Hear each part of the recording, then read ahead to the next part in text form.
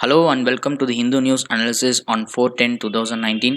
Our first article is related to your GS paper 2 international relation, as well as it is about your GS paper 3, that is security. Manmohan to join first batch of pilgrims to Kartarpur Sahib, PM and President to take part in Guru Nanak's 550th birth anniversary celebrations. See, this article is full and full about this Kartarpur corridor. And before going to this article, you need to know the background of this Kartarpur corridor. So, what's this Kartarpur corridor? This corridor is nothing but a roadway which connects the India and Pakistan. So, why this road has been built is because of Guru Nanak Dev. This Guru Nanak Dev is the first guru of Sikhism, and there is a shrine in Pakistan as well as a shrine in India. So each and every year, the Indian people will go to this Gurudwara Darbar Sahib, so which is present in Pakistan, to visit the shrine, to visit Guru Nanak Dev. So he is actually died in this particular shrine. So that's why every people from Dera Daba Nanak Sahib, which is a shrine in India, the people will travel here to visit Guru Nanak Dev in his birthday. Fine. So, but if you see this Dera Daba Nanak Sahib is very closer to Guru Darbar Sahib. If we see from here using binocular, we can see this particular shrine with the using of binoculars itself. So what lagging is that there is a no particular roadway that connects these two shrines, and there is in between these two there is the Ravi river which is running between these two shrines. So what the government of India asked the Pakistan government is that if we build a road between these two shrines, it will help the Sikh peoples, that is in Punjab mostly they were Sikh peoples, that will help them and reduce the travel time, and hence it will benefit both the countries. So this was been asked during the Prime Minister Manmohan Singh's government, and the foundation for this has been laid in 2018, and the Pakistan government has agreed in 1999, and the foundation stone of this has been laid in the February of 2018. Last week, the Pakistan government has sent an invitation, Mr. Manmohan Singh, that we are inviting you to open this Kartarpur corridor. But what the current scenario is that the Chief Minister of Punjab, Amit Singh, has just said, "I'm not going for the opening ceremony of the corridor." And I think so, Mr. Singh, that is Mr. Manmohan Singh, if not going, it would be also good. That what he expressed, and he also insisted that he requested Mr. Or Honorable President and Prime Minister to go for this inauguration of this Kartarpur corridor. That's what you need to know from this article. And apart from this, it is going to be an security static point for India and Pakistan. Why? Because the Radcliffe line, which splits India from Pakistan, is along the Punjab. So this corridor is going to be an important security stating positions for both the countries. The next article is related to your GS paper 3, drone versus wild. Drones, cameras threatening Nilgiris wildlife. See, the drones are so much used by the photographers to take photographs. Fine. So taking these photographs has just threatened the birds. Actually, how threatens this birds is that the drones, while they are flying with huge sound and noises, these drones, even though there is very much low noise drones, the birds that see these drones has a threat. That is, there is another species of bird that came there to threaten their life there and threaten their young ones. Like that, they have just considering. So because of that, most of the birds have just abandoned their nesting sites. So they are in searching of new lands and they are lifting this lands. See, if a bird lifting this land, it is very difficult for the bird to survive in another particular position, because if you go there, they need to find a good place for their nesting, and to raise their young ones they need a good source of food. So searching them will be so difficult, and also if they came out of this habitat, it is very much difficult for them to survive. So this leads to the death of the birds. Hence there is a much more threat on this birds because of these drones. So this is a big concern because Nilgiri Hills is one of the biosphere reserves of India, and nearly 18 of the biosphere reserves. This Nilgiri is the first biosphere reserves that has been created by Government of India. Fine. So this is what you need to know from this article. The next article is related to our GS paper 2 target toilets. See, this article is fully about the new defecation free India. See, by October 2, our Prime Minister has announced that India has become defecation free under the Swachh Bharat mission. Before going to this article, let me know what is the Swachh Bharat mission. See, Swachh Bharat mission is an Clean India campaign. Under this, what Government of India has done that nearly it targeted 19 million toilets that will be built all around India by the end of October 2019. See, this Swachh Bharat mission has been launched in 2nd of October 2014, and it targeted a 5-year plan. So the end date is 2 October 2019. By this has achieved nearly 100 million toilets have been built across India. But what the fact is that whether it is achieved its open defecation free or not, that's what discussed in this article. And the Swachh Bharat mission, that is the building of toilets, has been assisted by central government as well as World Bank of India, since this has been more related to the sustainable goal 6 of United Nations goals.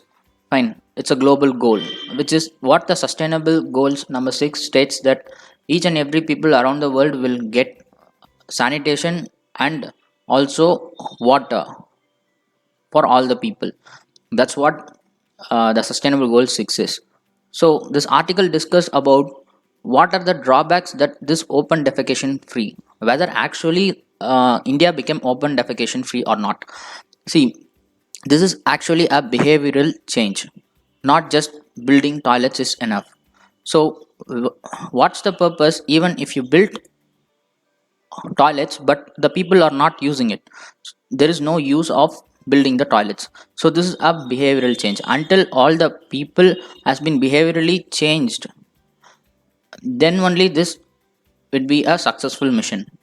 But the current scenario is that most of the toilets has been built with the help of incentivizing, and some of the toilets has been built by force, by threatening the people that if you are not building toilets in your home, then you will lose all the public utilities like electricity and somewhat like that. We have threatened them and we built the toilet, because see, this open defecation is a serious issue, since more diseases can be prone to the human beings. See, if someone defecate in open, then the water will be going to get accumulated in the wells or else nearby water bodies, or else it will be percolated into the soil and reaches the ground aquifers. So it will contaminate the groundwater recharge while raining. So this is a big issue. So that's why this campaign has been allotted by the government of India in 2004. And another important defect in this program is that the design of the toilets has been given by the government to build two pit system. See, what's a two pit system is nothing but if a toilet has been built, the collection tank need to be two. That is, there will be two collection tank for the particular toilet. So if one particular tank collection tank has been filled, then the another collection tank will be used, and this first collection tank will be left over for more number of uh, period, so that the waste will be get uh, liberated from the harmful gases.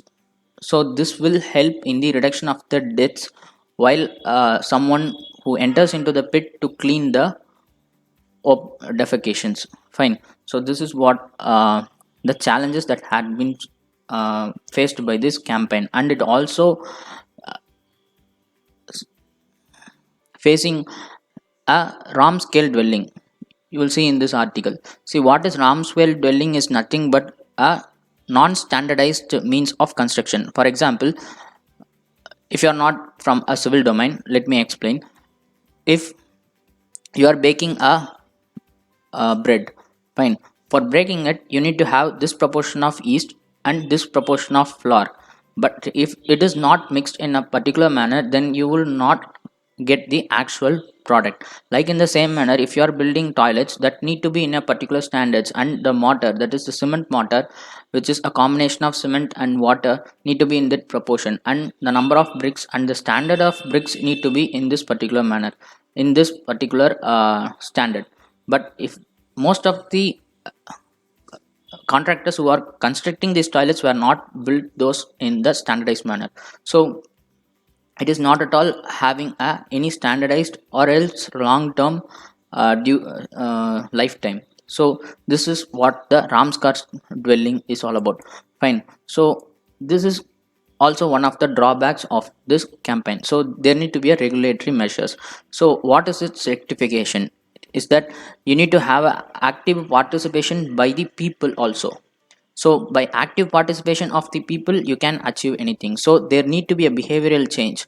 Since this behavioral change is not yet reached 100%, so this need to be get 100%, and there need not to be any oppression. So what is oppression is the threatening or forcing to do someone with the authorities. So that is what oppression. So there need to be a behavioral change along with the people, so that there need to be no oppression, and the building need to be standardized, that this is the dimensions and this need to be done. So once it is done, this will be a wonderful project, and we will achieve 100% open defecation.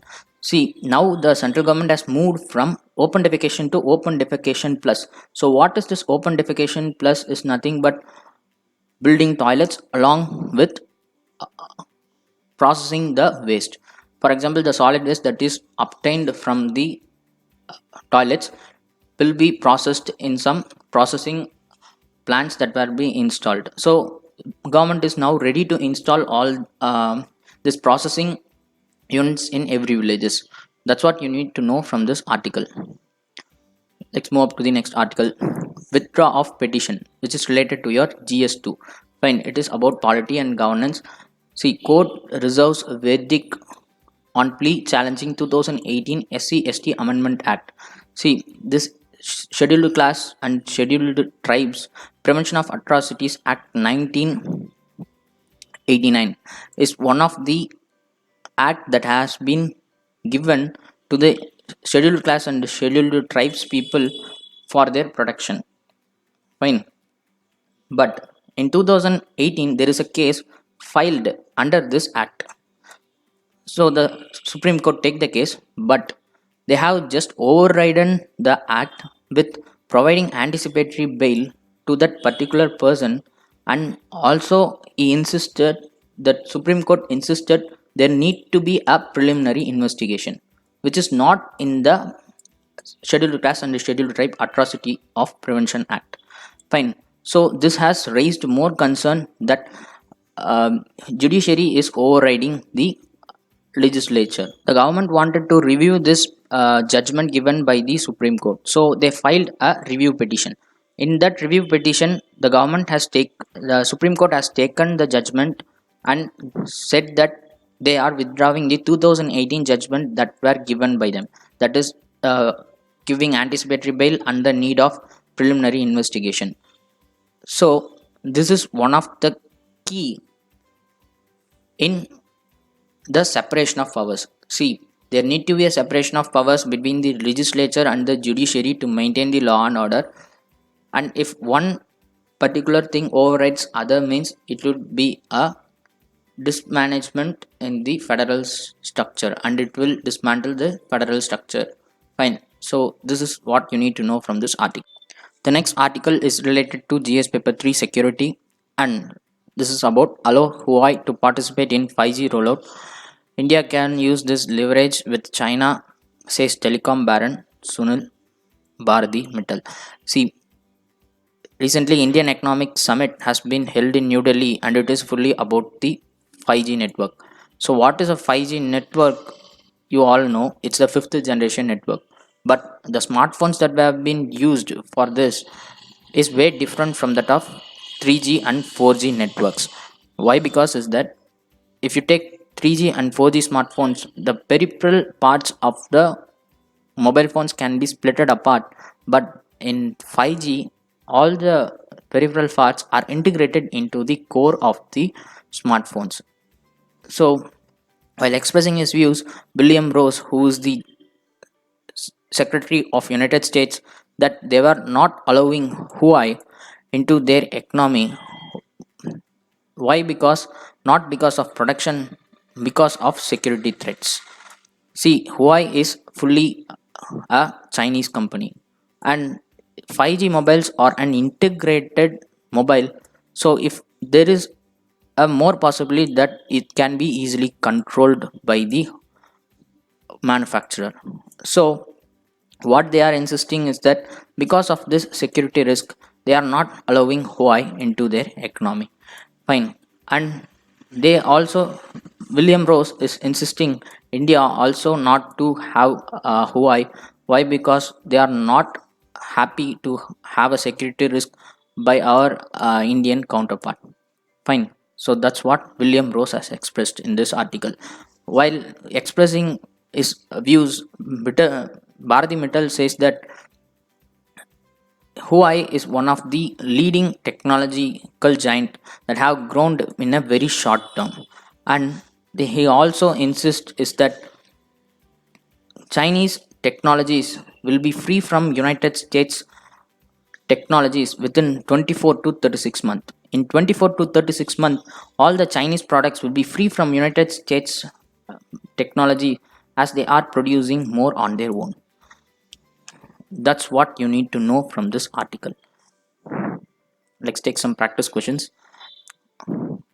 Arlam Wildlife Sanctuary is situated in which of the biosphere reserves? The answer for this is the Nilgiris Biosphere Reserves.